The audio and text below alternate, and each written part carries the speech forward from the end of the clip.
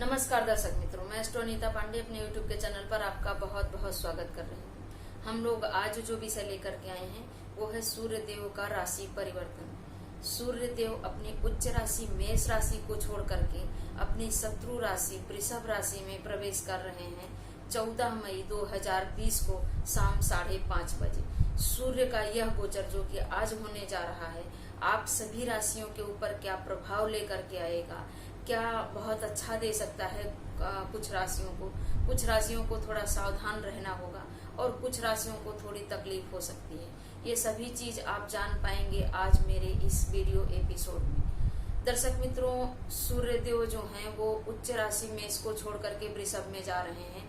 वृषभ राशि के स्वामी शुक्र देव खुद अपनी ही राशि में अभी विराजमान हैं, जो रहेंगे 1 अगस्त 2020 तक। और 16 मई 2020 को शुक्रदेव बकरी भी हो रहे हैं। और अभी यहाँ पर 9 मई से आए हुए बुध देव भी विराजमान हैं, जो रहेंगे 25 मई 2020 तक। तो ग्रहों की ये जो तिकड़ी होने जा रही है वृषभ राशि में, इस तिकड़ी का आप सभी राशियों के ऊपर क्या प्रभाव पड़ेगा, क्योंकि कोई ग्रह अगर अकेला होता है तो उसका प्रभाव, और अगर वो किसी के साथ में होता है तो उसके प्रभाव में बहुत अंतर आ जाता है।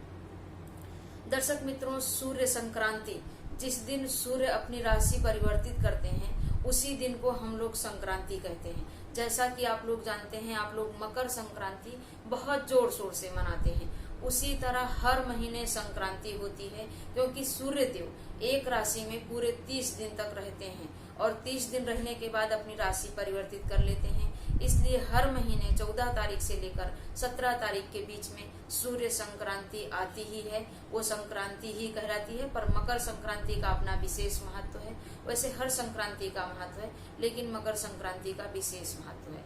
सूर्य देव जो हैं वो सिंह राशि के कारक माने गए हैं। मेष में उच्च के होते हैं और तुला राशि में सूर्य देव नीच के होते हैं। सूर्य देव 10 अंश के उच्च के माने जाते हैं मेष राशि में, और 10 ही अंश के नीच के माने जाते हैं। सूर्य देव जो हैं वो हमारे ग्रहों में राजा का प्रतिनिधित्व करते हैं। इसलिए इस समाज में जो हमारे राजा हैं, जो हमारे प्रधानमंत्री हैं, मुख्यमंत्री हैं, अभी राजाशाही सिस्टम तो रहा नहीं, तो हमारे प्रधानमंत्री मुख्यमंत्री जो हैं वही राजा की कैटेगरी में आते हैं। दर्शक मित्रों, आपने देखा होगा, मैंने जो शुक्र राशि परिवर्तन, वृषभ राशि में शुक्र देव का प्रवेश जो वीडियो बनाया था, उस वीडियो में मैंने आपको बताया था कि ये जो परिस्थिति चल रही है, जो वैश्विक महामारी चल रही है कोरोना, इससे भारत सरकार को बहुत ज्यादा आर्थिक नुकसान नहीं होने वाला। यहाँ तक कि भारत सरकार को भी बहुत अधिक, कहीं से वर्ल्ड बैंक से या कहीं से भारत सरकार को भी बहुत सपोर्ट मिलेगा, आर्थिक सपोर्ट मिलेगा, और भारत सरकार भी सभी लोगों को बहुत ज्यादा सपोर्ट करने वाली है। तो आप लोगों ने देखा, अभी 2 दिन पहले ही हमारे प्रधानमंत्री जी ने 20 लाख करोड़ का पैकेज दिया। तो ये सूर्य जब अपनी उच्च राशि में थे तो उन्होंने इस तरह का कमाल दिखाया, इस तरह की घोषणा की कि सभी वर्ग के लोगों को कहीं ना कहीं इससे लाभ और सफलता मिल सके। तो अभी सूर्य देव जो हैं वो फाइनेंस के कारक, जो पैसों के कारक होते हैं, जो भोग के कारक होते हैं, ऐसे शुक्र देव के साथ उनकी ही स्वराशि में पूरे 30 दिन तक विचरण करने वाले हैं। तो आप सभी राशियों पर हम लोग जानेंगे इसका प्रभाव। सबसे पहले हम लोग बात करेंगे मेष राशि की। सूर्य देव जो हैं वो हमारे आत्मबल के कारक हैं, साहस के कारक हैं। अगर सूर्य हमारी कुंडली में अच्छे हैं तो हमें सरकारी नौकरी की, उच्च सरकारी नौकरी की पद और प्रतिष्ठा मिलती है। सूर्य के ही अच्छे होने से हम राजनीति में भी एक बहुत अच्छे शीर्ष तक पहुंच सकते हैं। इसलिए सूर्य का बहुत महत्व है हमारे जीवन में। हमारे पिता के भी कारक होते हैं सूर्य, बॉस के कारक होते हैं सूर्य। 10वां भाव जो कर्म भाव माना गया है, वहां पर दिग्बली हो जाते हैं सूर्य। ऐसे में मेष राशि वालों के लिए जो सूर्य का यह गोचर रहेगा, मेष राशि से 5म भाव के कारक हो रहे हैं सूर्य, और लाभ भाव में शुक्र देव और बुध देव के साथ विराजमान रहेंगे। हालांकि यहाँ बुध देव जो हैं वो 25 मई तक ही रहेंगे, लेकिन फिर भी 10 तारीख मतलब 10 दिनों तक इन तीनों ग्रहों की तिकड़ी आपको देखने को मिलेगी। तो आपके लाभ भाव में विराजमान रहेंगे सूर्य, शुक्र और बुध पंचमेश होकर के। मेष राशि वालों, पंचमेश हैं तो आपके संतान को थोड़ा सा कष्ट मिल सकता है, इस चीज का ध्यान रखें। आपके परिवार में मांगलिक कार्य तो हो सकते हैं, लेकिन किसी पैतृक संपत्ति को लेकर के थोड़ा वैमनस्य वाली स्थिति भी उत्पन्न हो सकती है। आपका आत्मबल तो बढ़ेगा, आप आमदनी के नए नए रास्ते तो खोजेंगे, लेकिन शुक्र के वक्री होने के साथ थोड़ा सा कहीं ना कहीं आपके जीवन पर असर पड़ेगा। आपको लगेगा कि जो हम प्रयास कर रहे हैं उस प्रयास में पता नहीं कहाँ कमी रह जा रही है कि हम अपने उस लक्ष्य को प्राप्त नहीं कर पा रहे हैं। यहाँ पर बैठे सभी ग्रहों की दृष्टि जो रहेगी वो आपके मृत्यु भाव पर रहेगी, और यहाँ पर बैठे शुक्र, सूर्य और बुध के ऊपर गुरु की 5वीं दृष्टि रहेगी और मंगल की 4थी दृष्टि रहेगी। ये राहु से द्वितीय द्वादश करेंगे और केतु से इनका षडाष्टक का संबंध होगा। इन सभी चीजों का ध्यान रखना चाहिए। तो लाभ होगा, नई नौकरी की ओर अग्रसर होंगे आप, शिक्षा में आपको लाभ मिलेगा, हर तरह से आपके लिए परिवार में मांगलिक प्रसंग, मांगलिक कार्य होने का योग है। आपका बहन और बुआ से भी कहीं ना कहीं सपोर्ट मिल सकता है, इसलिए आपके लिए पॉजिटिव ज्यादा है। लेकिन ये है कि एकाएक अगर आपने कहीं बहुत ज्यादा पैसा लगा दिया था तो उस पैसे की थोड़ी सी फंसने की संभावना है। आप अगर शेयर मार्केट में इस समय इन्वेस्ट करते हैं तो बहुत ही सोच समझ कर करें आप मेष राशि वालों। बाकी आपके लिए सूर्य का यह गोचर हर तरह से अच्छे परिणाम ही लेकर के आएगा। हम लोग जिस अगली राशि की बात करेंगे वो राशि है वृषभ। वृषभ राशि के लग्न में ही मालव्य नाम का पंच महापुरुष योग बना करके शुक्र देव विराजमान हैं, और यहीं पर आकर के अभी सूर्य देव भी 14 मई 2020 से 1 महीने तक विराजमान रहने वाले हैं। 10 दिनों तक सूर्य, बुध और शुक्र तीनों ग्रह विराजमान रहेंगे तिकड़ी बना करके। सूर्य बुध का बुधादित्य योग बनेगा और शुक्र और बुध का लक्ष्मी नारायण योग बनेगा। तो आपके लग्न में ही, मतलब लग्न वो घर होता है जो जीवन होता है, हमारा सर से लेकर पैर तक हमारा व्यक्तित्व। तो आपके जीवन में सफलताओं के अनेक अवसर आने वाले हैं। आप नई नौकरी के जरिए भी सफलता प्राप्त कर सकते हैं, नए व्यापार के जरिए भी सफलता प्राप्त कर सकते हैं। सूर्य जो हैं वो आपसे चतुर्थ भाव के कारक हो रहे हैं यहाँ पर, तो आप जो है अपने सुखों के साधनों में वृद्धि कर सकते हैं। माता के स्वास्थ्य में थोड़ा सा गिरावट दे सकते हैं, लेकिन माता से अनेक तरह के आपको लाभ मिल सकते हैं। भूमि, भवन, मकान, वाहन का लाभ मिल सकता है। काफी समय से कोई लग्जरियस आइटम लेने की सोच रहे थे तो ये समय है कि जब आप अपने सपने को साकार कर सकते हैं। इसलिए सूर्य देव वृषभ राशि में आपके लिए सर्वश्रेष्ठ देने वाले हैं। खुद को तलाशिए, इनकम जनरेट कीजिए, खुद को समझिए, अपने आत्मबल को बढ़ा करके अगर नौकरी या व्यापार जो भी चाहते हैं उस क्षेत्र में बढ़ने की कोशिश कीजिए। तो ये योग आपको सुपर डुपर बना देगा, बहुत ही ज्यादा लकी बना देगा कि आप इनकम के बहुत सारे स्रोत अपने आप ही खड़े कर सकते हैं। यहाँ पर बैठे सभी ग्रहों की, क्योंकि सूर्य की भी एक ही दृष्टि होती है 7वीं, शुक्र की भी एक ही दृष्टि होती है और बुध की भी एक ही दृष्टि होती है 7वीं। तो यहाँ पर बैठे सभी ग्रहों की दृष्टि आपके 7म भाव पर पड़ रही है, पत्नी या पति भाव पर पड़ रही है, तो थोड़ा सा उनके हेल्थ को डाउन करने वाला होगा। पार्टनर से कहीं ना कहीं आपको अनबन दिलाने वाला होगा। इस चीज का आपको विशेष ध्यान रखना चाहिए। हम लोग जिस अगली राशि की बात करेंगे वो राशि है मिथुन। मिथुन राशि से तृतीय भाव के कारक होकर के सूर्य देव 12वें भाव में शुक्र और बुध के साथ विराजमान रहने वाले हैं। बुध देव जो कि मिथुन राशि के राशि स्वामी हैं, ये 10 दिनों तक इस तिकड़ी में विराजमान रहेंगे। उसके बाद ये स्वराशि मिथुन राशि में राहु के साथ आ जाएंगे और यहाँ पर ये पूरे 2.5 से 3 महीने रहने वाले हैं। आप आगे हमारे एपिसोड में इस चीज को देख सकते हैं। तो दर्शक मित्रों, 12वें भाव में विराजमान होना मिथुन राशि से सूर्य, बुध और शुक्र का, इनके लिए कहीं ना कहीं थोड़ा सा नेगेटिव परिणाम दे सकता है। पराक्रम भाव के स्वामी हैं, तो जो आप पराक्रम कर रहे थे उसमें कहीं ना कहीं आपको तकलीफ दिखाई देगी। ऐसा लगेगा कि शायद मैं गलत क्षेत्र में दौड़ रहा था या दौड़ रही थी, शायद ये क्षेत्र मेरे लिए नहीं था और मैं गलत जा रहा था। आपको उसमें सफलता मिलती हुई दिखाई नहीं देगी। सिर्फ थोड़े दिन की बात है, आपको पेशेंस रखना है। ऐसा नहीं है कि ये हमेशा चलता रहेगा। ये सूर्य और शुक्र का जो 12वें भाव में गोचर है, मैं सिर्फ उसका परिणाम बता रही हूँ और थोड़े समय के लिए। यही घर छोटे भाई बहनों का भी होता है, तो छोटे भाई बहनों से मन मुटाव होना संभव है। किसी पैतृक संपत्ति को लेकर के भी मन मुटाव हो सकता है। किसी तीसरे के जरिए आपके बहन से, आपके भाई से आपका मन मुटाव हो सकता है, आपकी पत्नी से या मामा से कोई ऐसी चीज आपको सुनने को मिले कि आप सुनकर ही उस चीज पर विश्वास करें और अपने भाई बहनों से संबंध तोड़ लें या खत्म कर दें या कम कर दें या तलखी ले आए।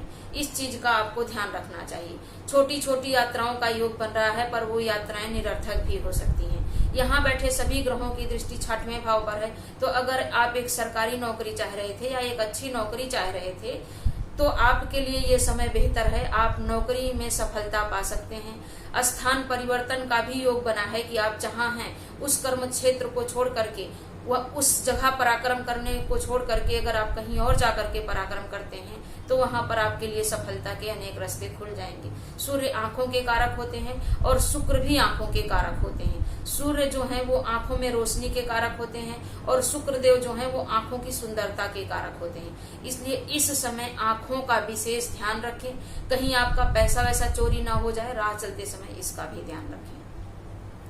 हम लोग जिस अगली राशि की बात करेंगे वो राशि है कर्क। कर्क राशि से द्वितीय भाव के कारक होकर के सूर्य देव एकादश भाव में बैठे हैं। कर्क राशि वालों, आपके लिए सर्वश्रेष्ठ रहेगा सूर्य का यह गोचर।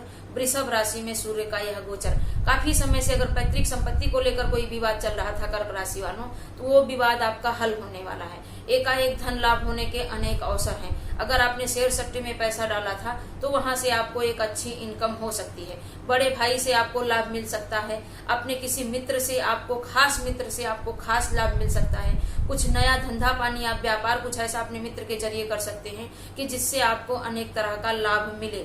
आपको अपनी, अगर आप वृद्ध हैं और आपका बहू है, बेटा है, तो अपनी बहू से भी, खासकर अपनी बड़ी बहू से भी आपको ढेर सारा लाभ होने वाला है। तो अनेक तरह के लाभ के अवसर यहाँ पर, एकाएक धन लाभ के अवसर, पैतृक संपत्ति का जो है वो विवाद हल होना, घर में मांगलिक कार्य होना, पिता का सहयोग मिलना, बहन के सहयोग से आपका सारा कार्य जो है वो बन जाना, इस तरह की परिस्थितियां बनी हुई हैं। यहाँ पर बैठे सभी ग्रहों की दृष्टि जो है वो 5वें भाव पर रहेगी।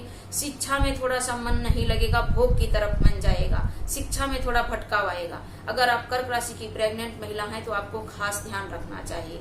संतान उत्पत्ति में भी आप जो है, अगर संतान उत्पत्ति चाहते थे तो संतान उत्पत्ति में आप कामयाब होने वाले हैं, लेकिन थोड़ा सा ध्यान रख करके, अगर प्रेग्नेंट है तो ध्यान रखना चाहिए। संतान उत्पत्ति में सफलता मिलेगी, लेकिन संतान से कहीं ना कहीं आपका खटराग वैमनस्य होने वाला है। उनकी बोली आपको शायद पसंद न आए, इस चीज का आप ध्यान रखें। हम लोग जिस अगली राशि की बात करेंगे वो राशि है सिंह। सिंह राशि के ही कारक होते हैं सूर्य देव, जो अभी जाकर के 10वें भाव में दिग्बली होकर के बैठ रहे हैं। तो सिंह राशि वाले, काफी समय से मैं आपके लिए जो बोल रही हूँ वही चीज अभी भी कहीं ना कहीं आपके लिए बोलने वाली हूँ कि ये आपका समय है। आप दौड़िए, आप उठिए, आप चलिए। जिंदगी में कुछ ऐसी चीज है ही नहीं जो आप नहीं प्राप्त कर सकते। एक बहुत ही अच्छी सरकारी नौकरी मिलने का योग है, अगर आप उस तरफ प्रयास कर रहे थे तो।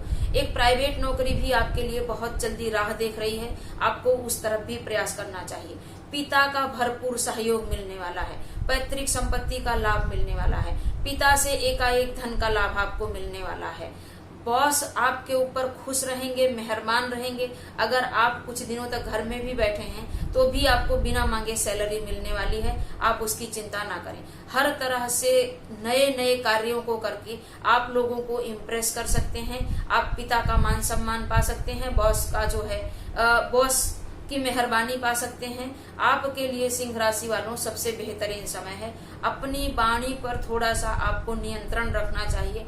बड़ बोलापन नहीं दिखाना चाहिए कि होती हुई चीजें भी बिगड़ जाएं। माता के स्वास्थ्य को थोड़ा सा डाउन करेंगी और बेवजह खर्चे की तरफ भी, अगर आप अपने मन को नहीं कंट्रोल करते तो बेवजह खर्चे की तरफ भी थोड़ा सा आपका जीवन जाने वाला है। हम लोग जिस अगली राशि की बात करेंगे वो राशि है कन्या। कन्या राशि से 12वें भाव के कारक बन रहे हैं सूर्य देव और जाकर के विराजमान हो रहे हैं भाग्य भाव में। कन्या राशि वालों, आपके लिए भी वही चीज है कि आपको अपनी आंखों का विशेष ख्याल रखना है। कोई गुप्त रोग ना हो उसका विशेष ख्याल रखना है। हालांकि लक्ष्मी नारायण योग जब किसी के भाग्य में ही बना हो तो बिना कर्म किए ही भाग्य से ही बहुत ज्यादा आपको लक्ष्मी मिलने वाली होती हैं। लक्ष्मी नारायण योग, आप बिना ज्यादा कर्म किए ही आप उस लक्ष्मी को प्राप्त कर सकते हो। लेकिन हाँ, उसका खर्चे का रास्ता भी बना हुआ है। अगर आप संभाल के नहीं रखते, ध्यान नहीं रखते, तो आपका वो अपने आप खर्चा भी हो जाएगा बेवजह से। इसे बोलते हैं ना, कितना अच्छा भी धंधा पानी चल रहा हो, पता नहीं क्या लगा है कि बस सब पैसा कहीं चला जा रहा है, पता नहीं कौन ले रहा है। इस चीज का आपको विशेष ध्यान रखना चाहिए। फिजूल खर्चों से आपको बचना चाहिए।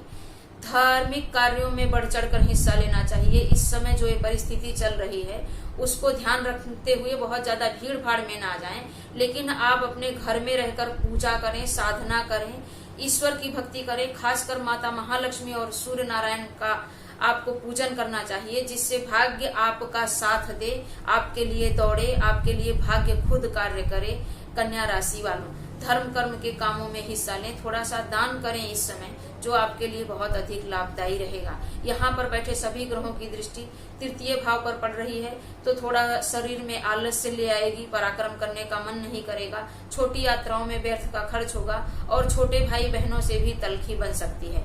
आंखों का थोड़ा सा प्रॉब्लम दे सकते हैं सूर्य देव यहाँ 9वें भाव में बैठ करके, क्योंकि बेयस है। इसलिए आप कहीं भी जाएं अपने साथ में तो अपने चश्मा लेकर के जाएं, अपनी आंखों का ध्यान रखें, पानी खूब पिएं, ताकि नेगेटिव प्रभाव आपके जीवन पर ना पड़े। हम लोग जिस अगली राशि की बात करेंगे वो राशि है तुला। तुला राशि से एकादशेश होकर के अष्टम भाव में जा रहे हैं। अष्टम भाव में कोई भी ग्रह बहुत ज्यादा अच्छा नहीं माना जाता, लेकिन सूर्य देव जो है वो आत्मा के कारक हैं और आत्मा कभी मरती ही नहीं है, इसलिए इनका अष्टमेश का दोष नहीं लगता। और शुक्र देव जो हैं वो अष्टम में जाकर के तटस्थ हो जाते हैं और तुला राशि के कारक ही होते हैं। क्या बोलते हैं, शुक्र देव। तो इस तरह से इनका अष्टम में जाना आपके लिए तुला राशि वालों कहीं ना कहीं बहुत अच्छा परिणाम लेकर के आएगा। वो क्यों? वो इसलिए क्योंकि अष्टम भाव जो होता है वो गूढ़ रहस्यों का होता है। हमारे किसी चीज का, ऐसी चीज की प्राप्ति का होता है जो हमने कभी नहीं सोचा है। ज्योतिष के ज्ञान का होता है, ऐसे ऐसे ज्ञान का होता है, ऐसी ऐसी साधनाओं का होता है कि जो हमने कभी सोचा भी नहीं था और हम वो साधना करते हैं तो हमें उससे बहुत सारी सिद्धियां प्राप्त होती हैं। तो यहाँ पर बैठे शुक्र और सूर्य आपको भी पैतृक संपत्ति का लाभ दिलाने वाले हैं। परिवार का सहयोग मिलेगा, एकाएक धन लाभ मिलेगा। आप खुद को टटोलेंगे, सोचेंगे, खोजेंगे, देखेंगे, साधनाएं करेंगे, गूढ़ रहस्यों को जानेंगे, अपने अंदर के रहस्यों को जानेंगे कि आप क्या करके अपने जीवन को बेहतर बना सकते हैं। एकाएक किसी की वसीयत के द्वारा भी आपको यहाँ पर धन लाभ हो सकता है। लेकिन जैसा मैंने कहा, सूर्य देव आंखों के कारक हैं और शुक्र देव आंखों की सुंदरता के कारक हैं। तो अगर वाहन बहुत तेज चला रहे हैं आप, तो यहाँ पर आपको ध्यान रखना चाहिए। आंखों में इन्फेक्शन हो सकता है और किसी तरह का चोट चपेट लग सकता है, जिससे आंखों की सुंदरता में थोड़ी कमी आ जाए। इस चीज का ध्यान रखें। जितना भी हो सके उतना पिता से अपने रिश्ते जितना अधिक मधुर बनाए रखेंगे, पिता का जितना अधिक ध्यान रखेंगे, उनके पैरों को छुएंगे, उनके पैरों की फोटो खींचकर अपने पास रखेंगे, उतना ज्यादा आपके लिए सूर्य का ये जो प्रभाव है वो पॉजिटिव ही रहेगा, पॉजिटिव और पॉजिटिव ही रहेगा। इस चीज को आप समझ लीजिए। दर्शक मित्रों, हम जिस अगली राशि की बात करेंगे वो राशि है वृश्चिक। वृश्चिक राशि से दशमेश होकर के सूर्य देव जो है वो 7वें भाव में विराजमान रहने वाले हैं, शुक्र और बुध के साथ। बुध यहाँ पर 10 दिन रहेंगे, उसके बाद राशि परिवर्तित करके मिथुन राशि में चले जाएंगे।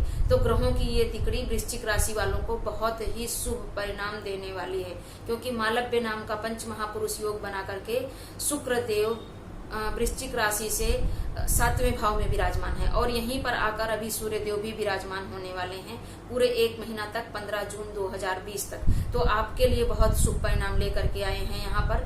अगर आप काफी समय से कोई नया व्यापार करना चाह रहे थे तो ये समय आपके लिए है, आप वो नया व्यापार कर सकते हैं। आप पार्टनरशिप में भी व्यापार कर सकते हैं। आपका पार्टनर आपके लिए बहुत अच्छा पैसा इन्वेस्ट करने वाला है, तो आप दोनों लोग मिलकर के एक अच्छा पैसा जनरेट कर सकते हैं, इनकम जनरेट कर सकते हैं, नया व्यापार कर सकते हैं। अगर नई नौकरी की तलाश कर रहे थे तो ये भी समय आपके लिए है कि आप नई नौकरी के जरिए भी अपने जीवन को सफल बना सकते हैं। नई नौकरी से भी आपको बहुत अधिक धन लाभ हो, इस तरह की नौकरी आपको मिल सकती है। पिता का सहयोग भी आपको यहाँ पर भरपूर मिलने वाला है।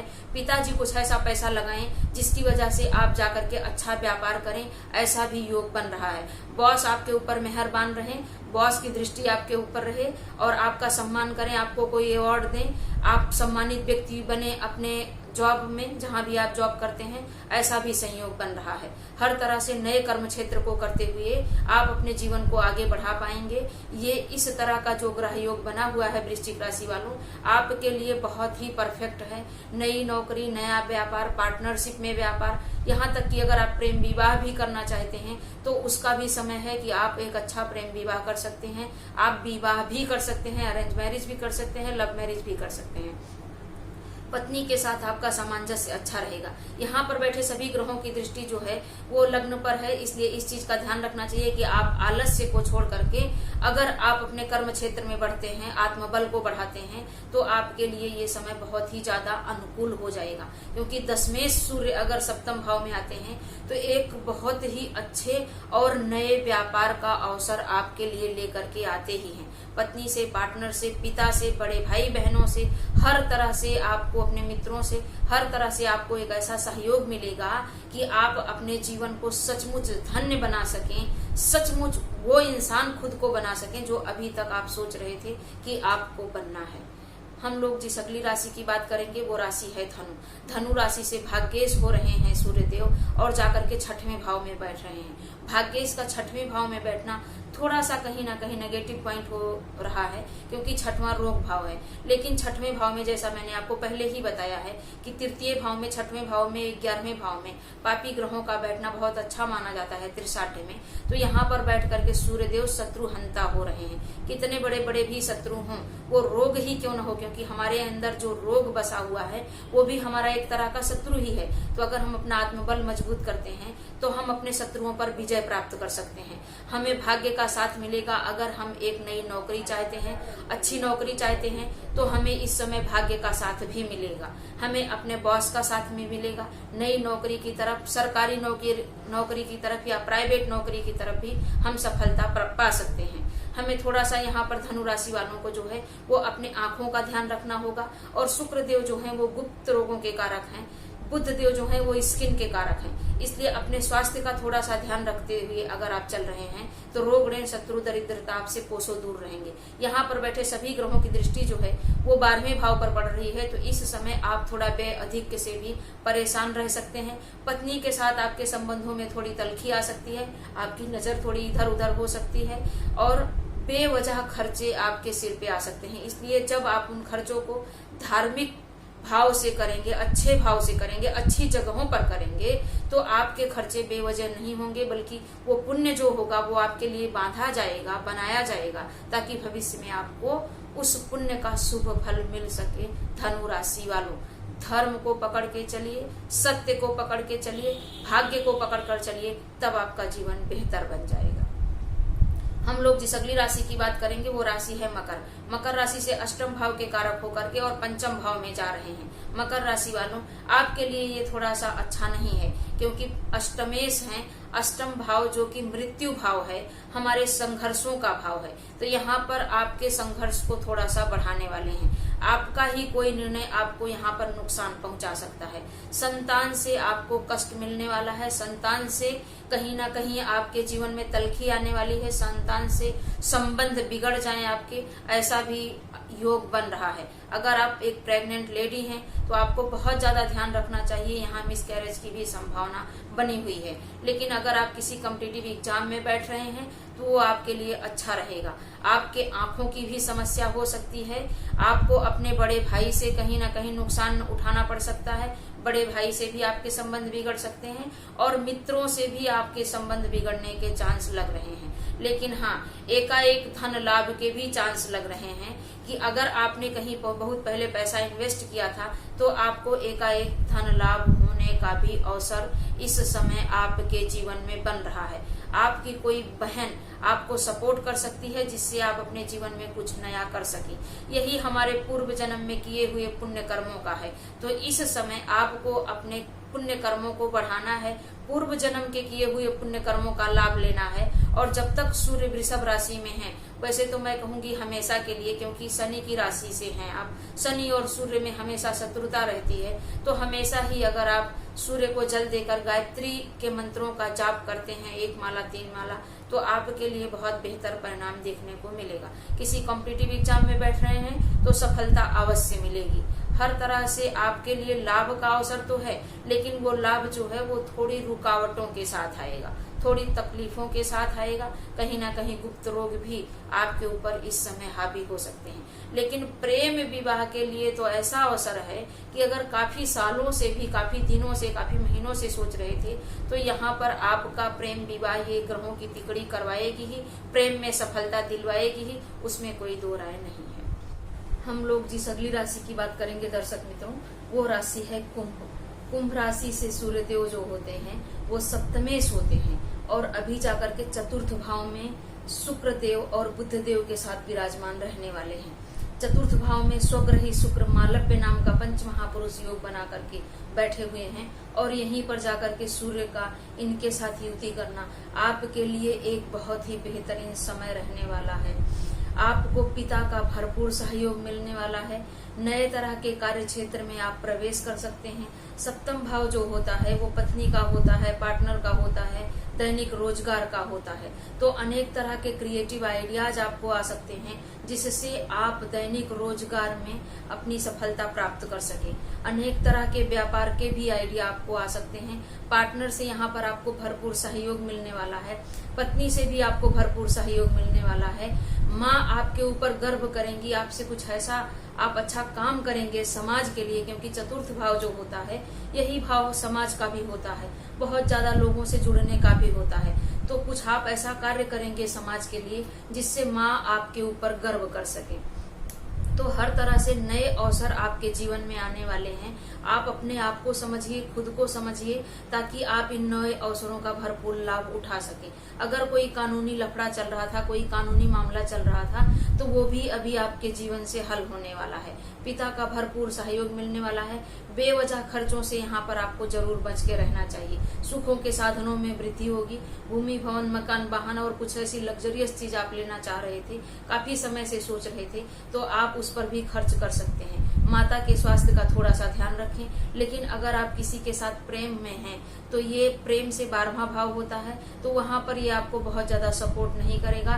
प्रेम में कहीं ना कहीं आपको तकलीफ देने वाला हो सकता है। बाकी हर तरह से आपके लिए बहुत ही सपोर्टिव समय है। आप इस समय उस चीज को अर्जित कर सकते हैं, उस चीज को पा सकते हैं जो आप काफी समय से सोच रहे थे और आपने अभी तक हासिल नहीं किया था। इस समय जो चीज आप हासिल करेंगे उसको आप बहुत अधिक समय तक उसका उपयोग, उसका भोग आप कर सकते हैं। कुंभ राशि वालों, बेहतरीन समय का उपयोग कीजिए। सूर्य की आराधना आपको भी करना चाहिए, क्योंकि आप भी शनि की राशि से हैं और शनि सूर्य में परस्पर शत्रुता होने की वजह से आपको कहीं ना कहीं सूर्य का जो नेगेटिव प्रभाव मिलता है वो पॉजिटिव मिलने लगे अगर आप सूर्य की आराधना करते रहते हैं तो।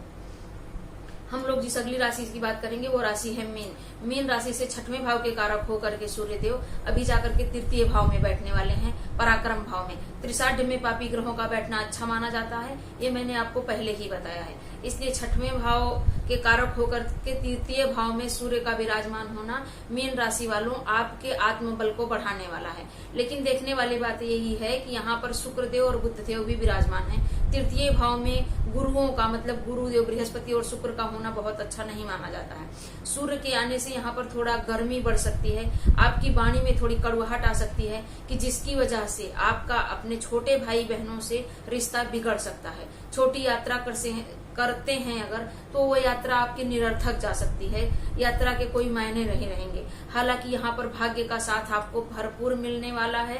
सूर्य आपके पराक्रम में वृद्धि करने वाले हैं। काफी समय से अगर कोई टारगेट लेकर चल रहे थे आपके, मुझे ये प्राप्त करना है, मुझे ये लेना ही है, तो उस टारगेट को प्राप्त करवाने में सूर्य आपकी भरपूर मदद करने वाले हैं। अगर सरकारी नौकरी की तलाश में थे तो क्योंकि 6वें से 10वां चतुर्थ दशम हो रहा है तो सरकारी नौकरी की तलाश थी, तो सरकारी नौकरी की भी तलाश पूरी होने वाली है। प्राइवेट भी एक बहुत अच्छी नौकरी आपको मिल सकती है अगर आप चाहते हैं तो हर तरह से मीन राशि वालों, क्योंकि शुक्र देव मीन राशि में उच्च के होते हैं, इसलिए यहाँ पर सूर्य और शुक्र और बुध की ये तिकड़ी खासकर 10 दिन तक आपके लिए बहुत अच्छा रहेगा। लेकिन खुद को समझिए, संभालिए, वाणी में कड़वाहट न लाइए। अगर आप कहीं यात्रा कर रहे हैं तो उसमें भी आपको संभाल कर चलना होगा। अपना पैसा, अपना धन वगैरह आपको संभाल कर रखना चाहिए। खूब धर्म की तरफ बढ़िए, अध्यात्म की तरफ बढ़िए, इन्वेंशन की तरफ बढ़िए। कुछ ऐसी चीज आप इन्वेंशन कर सकते हैं जिससे आपका समाज में मान सम्मान और रुतबा हो। बॉस की मेहरबानी आपके ऊपर बनी रहेगी। नौकरी में सफलता आपको सबसे अधिक अगर कुछ दिलवा रहे हैं सूर्य, तो नौकरी में सफलता दिलवा रहे हैं मीन राशि वालों, इसलिए आपके लिए भी समय बेहतरीन कहा जाएगा। थोड़ा सा खुद को समझने की जरूरत है, आंखों का विशेष आपको ख्याल रखना चाहिए।